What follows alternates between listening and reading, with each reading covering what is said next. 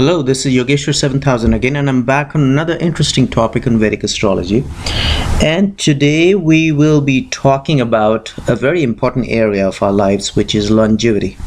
So we are all very, very curious to know as to how long we are going to live, and a lot of major decisions in our lives can depend. If one is smart enough, those decisions can be made based on, what's your lifespan. Just to give you an example, a person who wants to go into a big enterprise, and if he comes to know definitely that he's not gonna live long enough, then he may try to deter his plans or change his plan. So a lot of plans in our lives, a lot of decisions in our lives can be made if one is smart enough, intelligent enough, knowledgeable enough to know how long he's going to live. Plus, there are cases where people are sick and they're hospitalized, so people are curious to know as to what's the longevity. Also, when children are born, at that time, well, of course, one of the things is you should not ever determine the lifespan when a child is born. But out of curiosity, people would like to know as to what the future of the child is and how long he's going to live. And of course, we all know that everything is determined. And as for the great thinker and Vedic scholar Chanakya, who's also called as Vishnugupta, who appeared during the time of Chandragupta Maurya in India, he had very clearly mentioned that how long a person is going to live and what he's going to acquire in his lifetime and what profession he'll be in and what he is there, what purpose he is going to be born in this earth.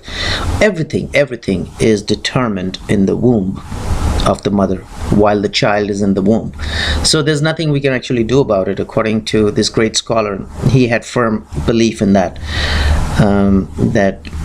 how many days, years, minutes, seconds we are going to live is already predetermined in the womb when the child is in the womb. But still, we are curious to know.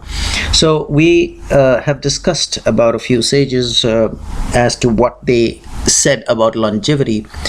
And in one of my videos, if you refer back to my videos, the 8th house, a video on 8th house and longevity, and that's directly connected with longevity as per the shlokas given in by the great sage Maharishi Parashara about longevity. And these slokas and these sutras are innumerable, so it's very difficult to remember those.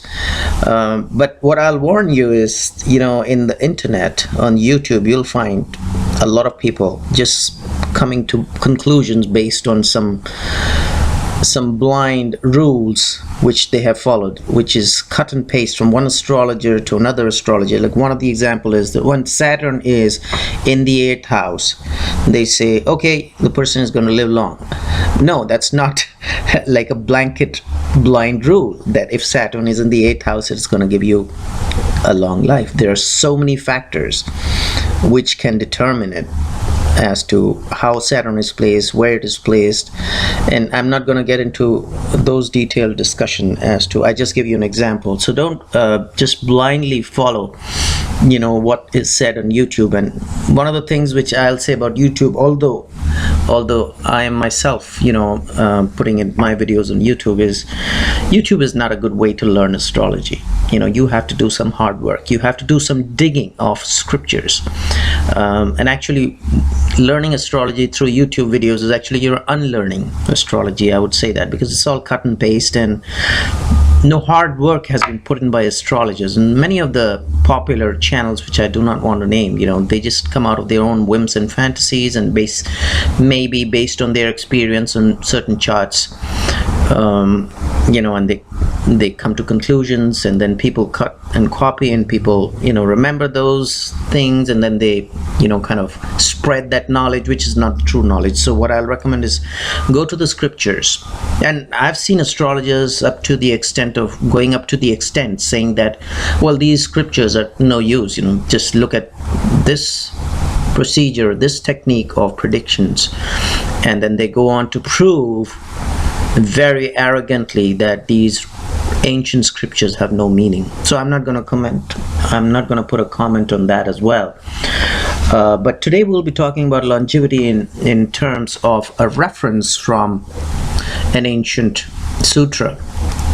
Okay, and there are various other techniques and tools, but I'm just going to highlight one sutra which will give an indication as to how long a person is going to live.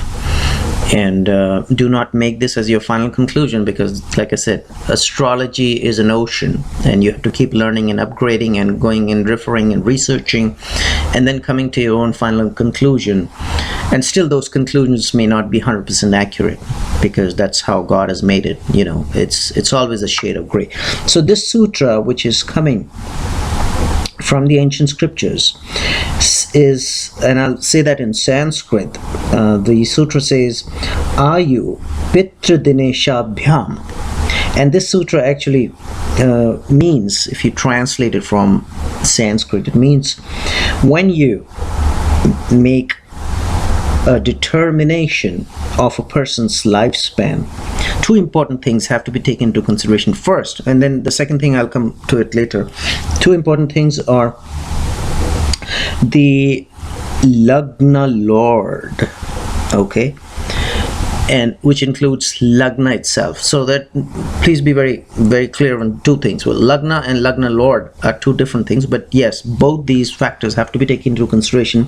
Also, the 8th house and the Lord of the 8th house. Okay, so ascendant and ascendant Lord, and Lord of the 8th house and the 8th house itself. That is just a basic rough rule, not a rough rule, but a general, that's a better word, general rule of determining a person's longevity. So that's one. And then for an extension of these sutras, it has been mentioned that when you determine an age of a person, the combinations to be discussed are: one, the Lagna Lord or the Ascendant Lord, and the 8th house Lord or the 8th house. That is one combination.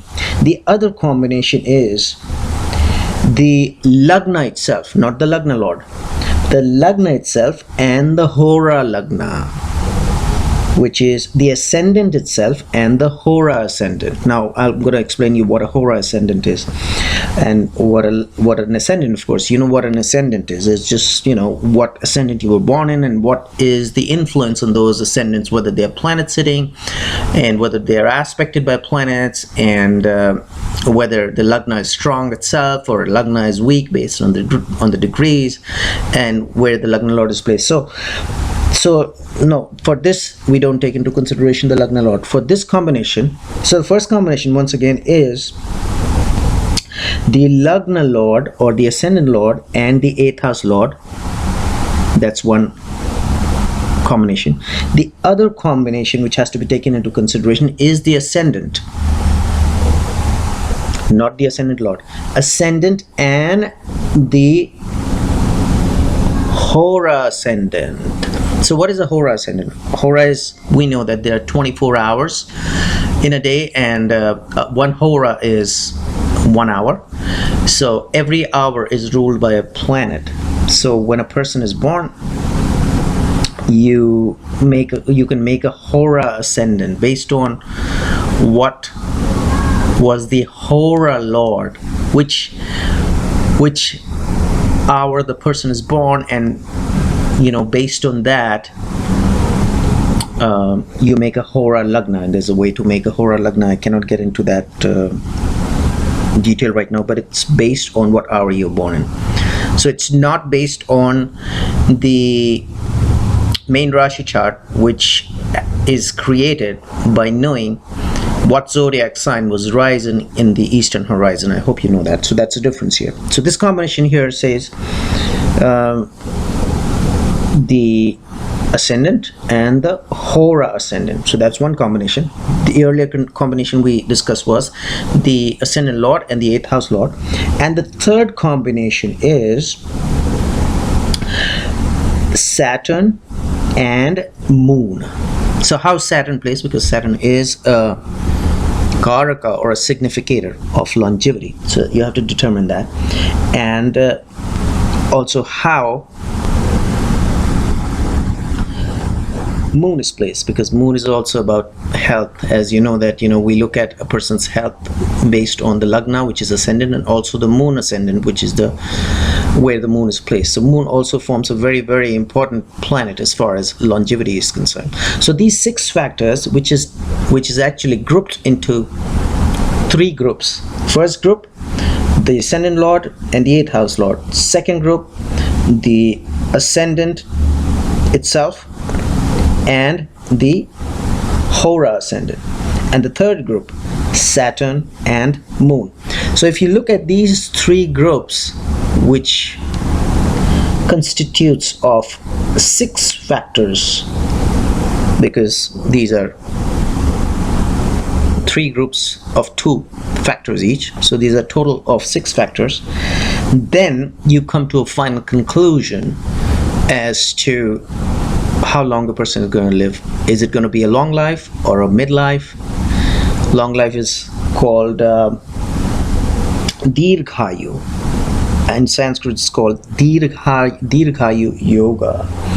And whether it's going to be a midlife, which is called Madhya Ayu Yoga, or whether he's going to have a short life, which is called Alpa Ayu Yoga in Sanskrit. So this was a video, a little video. Like I said, don't just come to a conclusion based on these 6 factors or these 3 groups of 2 factors each.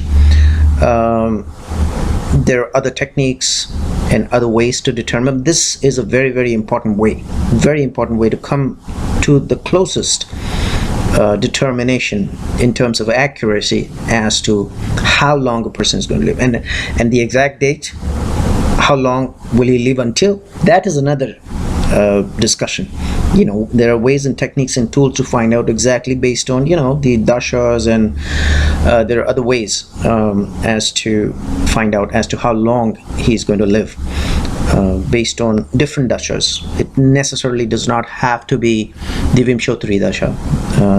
So there are other ways of finding out, but in general, if you want to determine whether he's going to be living very long, which is Dirghayu Yoga or long life yoga, or whether he's going to have a midlife, which is Madhyayu Yoga, or a kind of a middle, in something in between, or the Alpa Ayu Yoga, which is he's going to have a short life. So that will help us a lot in our analysis of birth chart. So hopefully you did enjoy this video, and in the meanwhile I will recommend subscribe to my channel and check out my website. There is a link below, and I will see you with an interesting topic on Vedic astrology very soon. Goodbye.